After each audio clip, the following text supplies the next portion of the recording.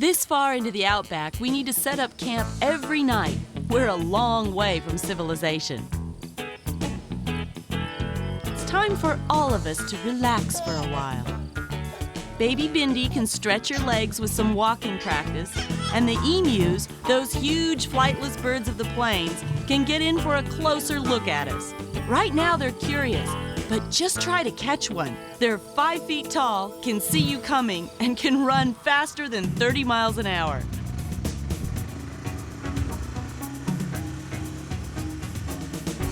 This vast desert may look completely devoid of life, but Steve has a gift, an uncanny ability to read nature, to be able to find animals even under rocks, in the crevices of the ground, where you'd least expect it. It's almost like the Force.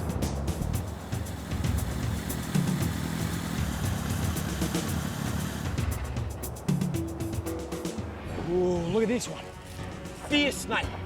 Look at the way he slides across the... Hey! Woo! Here we go. He's gonna bite. He's like really grumpy now. Let me just see if I can grab him. Oh, he's lively. He's whoa. Hey. No, he's not stopping. He's big. He knows the venom he's got.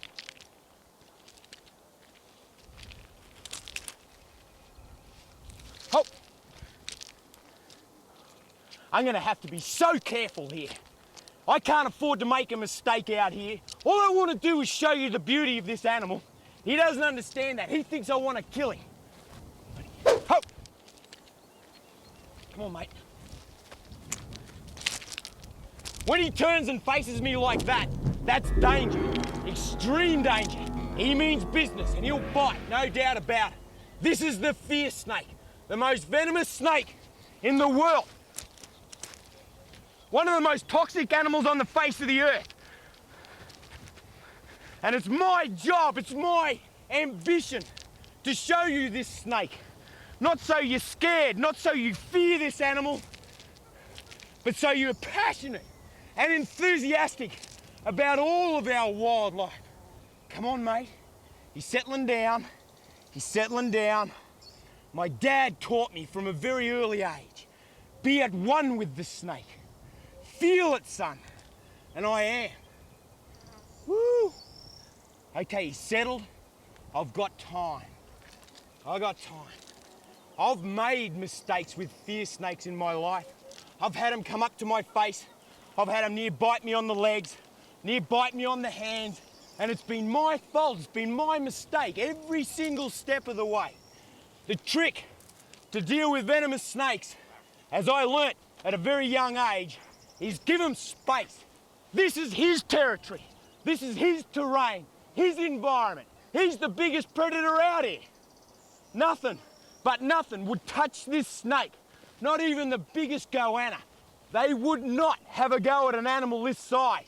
Too big, venom just too potent. Woo, he's settling right down now. Isn't this wonderful? That initial rush when you come onto a fierce snake is awesome. But I just had to turn him, get him away, otherwise he would have bolted straight back down a hole and we wouldn't have been able to see him. And this is just such a special moment. This is what I want to share with you. Look at it, beautiful animal. The most venomous snake in the world. Fascinating how Dad nurtured my instincts. He taught me if they can just feel that you mean them no harm, once you get your hands on them and you're gentle and caressing, then they'll just carry on like you weren't even there. Now this country's a little different. Stony ground, a few hills and rocky outcrops. Choice spot for a few Australian monitor lizards, the goanas. What we really want is a perentie, the giant goana of the arid zone, the biggest lizard in Australia and one of the largest in the world. You really have to move to catch these guys. There's 1,000 places to run and hide, and the one Steve spotted has disappeared.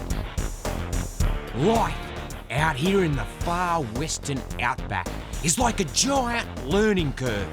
Even the lizard that avoids me, I learn from.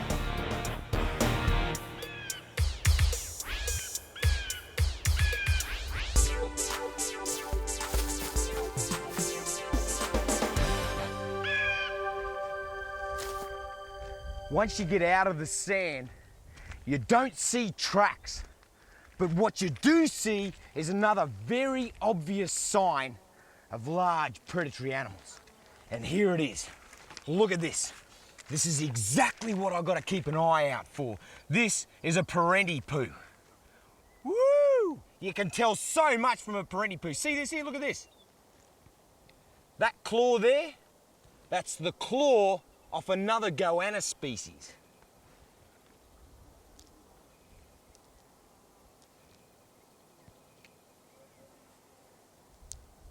More claws.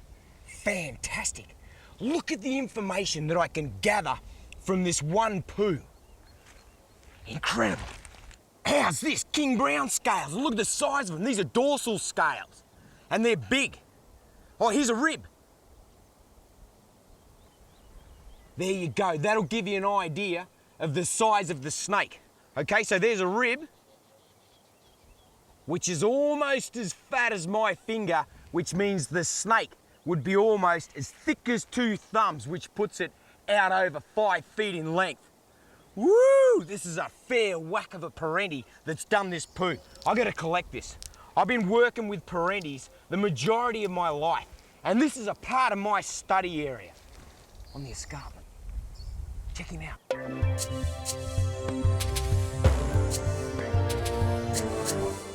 Have a look at him. What a spectacular animal.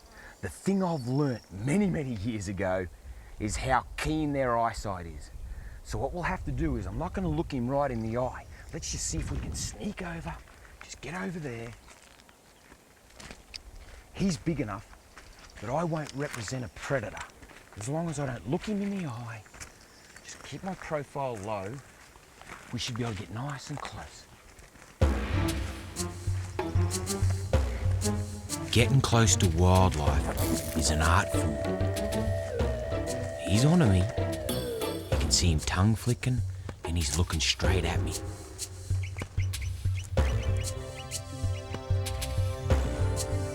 Yep, he's onto me. He's curling his tail up.